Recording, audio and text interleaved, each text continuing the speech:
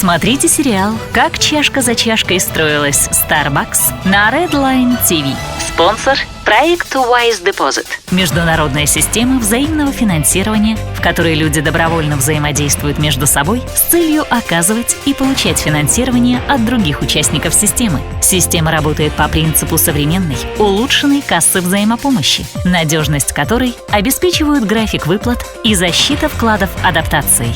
Доходность за 6 месяцев до 253%.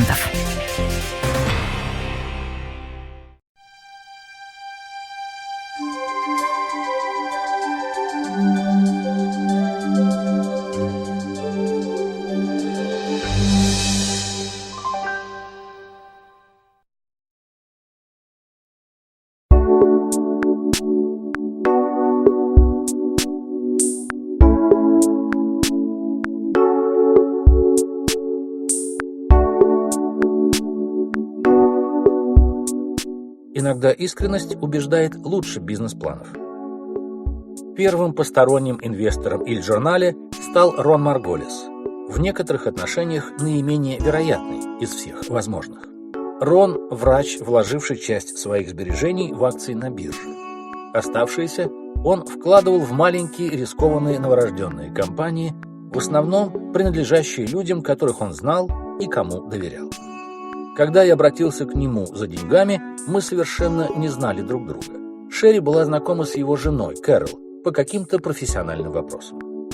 Как-то осенним днем они втроем выгуливали собак в парке, бродя по опавшим листьям.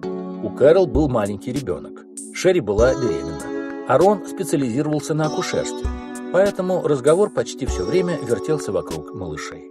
Но когда Шерри вскользь упомянула мое намерение начать свой бизнес, Рон сказал: «Если Говард когда-нибудь начнет свое дело, я уверен, он добьется успеха, так что дай мне знать». Вскоре после этого Шерри договорилась о встрече, и Кэрол пригласила нас в гости. На той ранней стадии я был еще слишком увлечен своей идеей, чтобы нервничать. Я принес с собой бизнес-план, который мы со Скоттом писали 4 часа. Мы подготовили стандартные финансовые прогнозы. Сколько времени уйдет на открытие первой кофейни, сколько денег нужно вложить, прежде чем бизнес начнет приносить прибыль, каким образом инвесторы получат возврат на свой капитал. У меня был с собой даже сделанный архитектором чертеж первой кофейни. Но Рон так и не дал мне ими похвастаться. Придя в дом Марголисов, мы сели за обеденный стол. «Расскажите-ка мне о том новом бизнесе, которым собираетесь заняться», произнес Рон после непродолжительной светской беседы. Я мгновенно откликнулся и рассказал о вдохновении, посетившем меня во время поездки в Италию. О том, что для итальянцев зайти в кофейню на чашку кофе – привычный, ежедневно совершаемый обряд. Описал талант и артистизм, который вкладывает бариста в каждую порцию эспрессо. Поведал о своей идее поставить внутри подставки с газетами для чтения, чтобы кофейня больше соответствовала своему названию – Il-Giornale. Если культура эспрессо процветает в Италии, утверждал я, она может расцвести и в Сиэтле, да где угодно, раз уж на то пошло.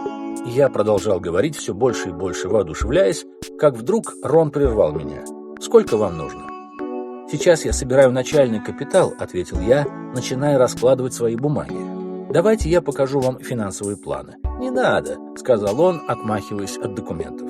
«Я в них ничего не пойму. Сколько вам нужно?» $100 000. Достаточно?» Рон достал чековую книжку и ручку и тут же на месте выписал чек. Если бы весь процесс сбора денег был таким же легким. Для Рона финансовые планы не основание для инвестирования. Его интересуют люди честные, искренние и страшно влюбленные в свое дело. Короче говоря, он ищет тех, кому может доверять. В тот день он сделал рискованный шаг. Это было за 4 года до того, как компания начала приносить хоть какой-то доход. У Рона и Кэрол не было уверенности, что они вообще когда-нибудь получат свои деньги назад, не говоря уже о какой-то прибыли. Но как только акции компании стали продаваться, и цены на них вслед за прибылью поползли вверх, они были вознаграждены. Стоимость акций, купленных ими за $100 000, перевалила за 10 миллионов. Страсть к делу не гарантирует выдающихся результатов. Да Рон и сам мог бы рассказать много историй, когда деньги, вложенные им на основании того же чутья, окупились далеко не так прибыльно. Одни предприниматели терпят неудачу, потому что их идея, в конце концов, оказывается не такой уж состоятельной. Другие проявляют близорукость и отказываются выпускать из рук контроль. Третьи не желают вкладывать дополнительные средства. Какие угодно факторы могут сбить компанию с курса в период между начальным энтузиазмом ее основателя до получения прибыли. Но страсть – это необходимая составляющая и всегда будет таковой. Даже самый лучший бизнес-план в мире не даст никаких результатов, если не подкреплен страстью и искренностью. В случае с Роном и оказанным им доверием Il-Giornale ирония состоит в том, что он даже не пьет кофе. Он вложил в меня, а не в мою идею. Он врач, а не бизнесмен. Но данный им совет стоит запомнить. Мне кажется, что людьми, которые добиваются успеха, движет невероятное стремление сделать что-то. Они тратят свою энергию на то, чтобы рискнуть. В этом мире очень немногие люди готовы пойти на большой риск. Если вам встретится такой человек, выслушайте его внимательно. Возможно, вам удастся помочь ему реализовать мечту потрясающих масштабов. Мир глазами неудачника. Ко дню рождения моего сына в январе мне удалось собрать всю нужную сумму начального капитала – $400 тысяч, по 92 цента за акцию. Из-за дробления акций, дважды происходившего с тех пор, это равняется 23 центам за штуку сегодня.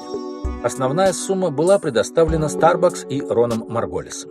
Оставшуюся часть добавили Арни Прентис и его клиенты. Арни Прентис, сопредседатель фирмы, оказывающей финансовые услуги, знавший и Starbucks, и итальянский эспрессо, был одним из первых, кто свято уверовал в то, что я пытался воплотить в жизнь. Он организовывал завтраки и обеды, на которых я презентовал свою идею его клиентам, своей репутацией подкрепляя мою. Он стал членом совета директоров Il-Giornale и по сей день является членом совета Starbucks. Начальный капитал дал возможность обеспечить аренду и начать строительство первой кофейни Il-Giornale в новом офисном здании, ставшем впоследствии самым высоким небоскребом в Сиэтле – Columbia Center. Как раз в тот момент ко мне присоединился Дэйв Олсон. Я расскажу о нем подробнее в следующей главе. Мы вдвоем начали работать над тем, чтобы открыть кофейню к апрелю 1986 года. Но огромная часть моей энергии и времени по-прежнему уходила на поиск следующих $1 250 000. Мы сняли крохотный офис на Первой авеню, и я начал прощупывать почву. Рабочий день тратился на просьбы о деньгах, беготню с одной встречи на другую и совершенствование презентации. Я постоянно сидел на телефоне до и после открытия первой кофейни, обращаясь к каждому, в ком видел потенциального инвестора. В течение того года я был не просто неудачником, а неудачником из неудачников. Это был самый трудный период в моей жизни. Я чувствовал, будто меня били и пинали всякий раз, когда я скребся в очередную дверь. Мне было 32, и я жил в Сиэтле всего 3 года. Имея опыт в продажах и маркетинге, собственной компанией я никогда не управлял. В глазах финансовой элиты Сиэтла я не обладал ни малейшим весом. Ничего я не знал и о том, как собрать деньги, и был так наивен, что заводил разговор со всяким. Существует юридическое определение аккредитованного инвестора, человека, обладающего достаточно большим доходом, чтобы позволить себе рассматривать риск вложения капитала в маленькое начинающее предприятие. Как только я находил кого-нибудь, кто соответствовал этому описанию, я тут же обращался к нему, подозревая, что половину всего времени я потратил на тех, кто не смог бы ничего вложить, даже если бы хотел. 3 раза мне пришлось снизить цену. Мне часто отказывали с чрезвычайной надменностью.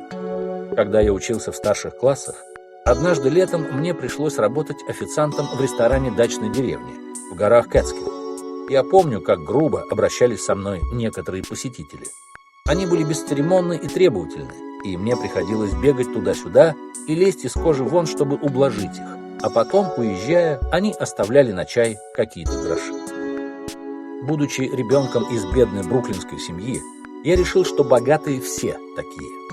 Помню, как я сказал себе, если я когда-нибудь смогу позволить себе отдыхать в таком месте, то всегда буду оставлять большие чаевые. Я всегда буду щедрым. В тот год, собирая капитал, я в какой-то мере испытал те же чувства и поклялся себе, что если когда-нибудь окажусь в положении успешного бизнесмена, к которому обращается начинающий предприниматель с просьбой о деньгах, даже если буду считать, что хуже его идеи не бывает, я всегда буду уважать дух предпринимательства. Многие из тех, к кому я обращался, без обиняков говорили, что идея, которую я пытаюсь продать, безумна. Иль журнале? Да это название и не выговоришь. Как вы могли уйти из Starbucks? Какая глупость! Почему, в конце концов, вам кажется, что это сработает? Американцы ни за что не станут тратить на кофе $1,5. Это безумие. Вам нужно поискать нормальную работу. В течение года, потраченного на сбор средств, я поговорил с 242 людьми, и 217 из них сказали нет. Только попробуйте представить себе, в какое уныние можно прийти, столько раз выслушав, что твоя идея не стоит вложений. Кто-то выслушивал мою часовую презентацию и не перезванивал. Я звонил им снова, но они не желали говорить со мной. Когда я, наконец, дозванивался, они говорили, что не заинтересованы. Очень тяжелое было время. Но труднее всего было поддерживать высокий моральный дух. Нельзя идти к предполагаемому инвестору и не выказывать в полной мере всю страсть и энтузиазм по поводу предлагаемой идеи. Нельзя показывать, что вы угнетены, когда встречаетесь с владельцем недвижимости, чтобы договориться об аренде. Но если на этой неделе у вас уже состоялось 3 или 4 бесплодные встречи, как подстегнуть себя? Приходится быть хамелеоном. Вот вы выступаете перед кем-то, вы подавлены, но просто обязаны говорить так же уверенно, как будто это ваша первая встреча. И все же я ни разу не усомнился, ни единого раза, в том, что моя идея сработает.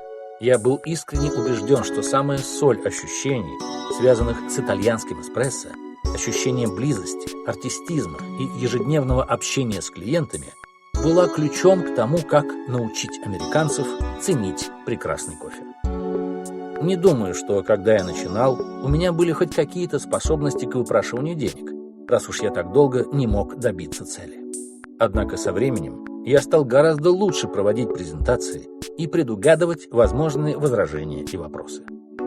А начальный капитал неумолимо таял. В апреле, когда мы открыли первую кофейню «Иль Журнале», было здорово смотреть, как жители Сиэтла впервые по пути на работу пробовали сделанный вручную эспрессо. С первого же дня продажи превзошли все наши ожидания, а атмосфера была в точности такой, какой мы ее себе представляли.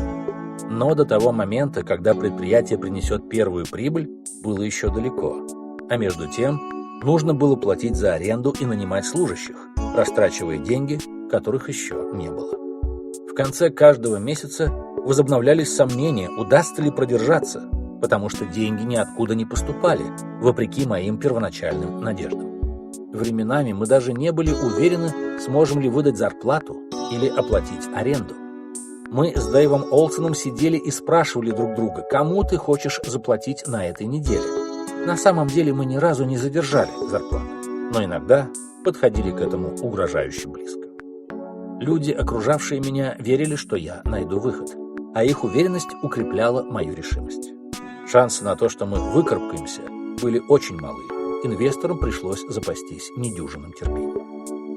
Я продолжал получать взносы, но не мог пользоваться этими деньгами, пока не набрал закрытой суммы. Это минимум, который должен собрать предприниматель, чтобы получить доступ к первоначальным денежным поступлениям.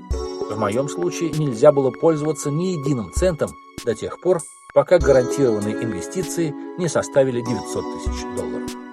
Поворотным для «Иль Журнале» стал июль, когда я смог, наконец, собрать нужные деньги. Инвестор по имени Гарольд Горлик дал более $200 000, самый большой чек, когда-либо полученный мной. Клиент Арни Прентиса Горлик был необычным человеком, заработавшим состояние на системах отопления и водопровода. Он был грубоват, но я проникся к нему симпатией. Несколько лет спустя Гарольд познакомил меня со своим племянником, подающим надежды саксофонистом Кенни Джи. Мы были молоды, каждый стремился оставить след в своей области, и наша дружба крепла по мере того, как мы сталкивались с похожими трудностями. В конце концов, Кенни не только вложил в мой бизнес свои деньги, но даже играл на вечеринках для служащих и исполнял бенефисные концерты на открытии нашей фабрики и рынка. Его музыка – часть культуры компании. Собрав закрытую сумму, я смог воспользоваться данными ранее средствами. Но моя цель – $1 250 000 – все еще казалась далекой. Оставалось не так много дверей, в которые еще можно было постучать.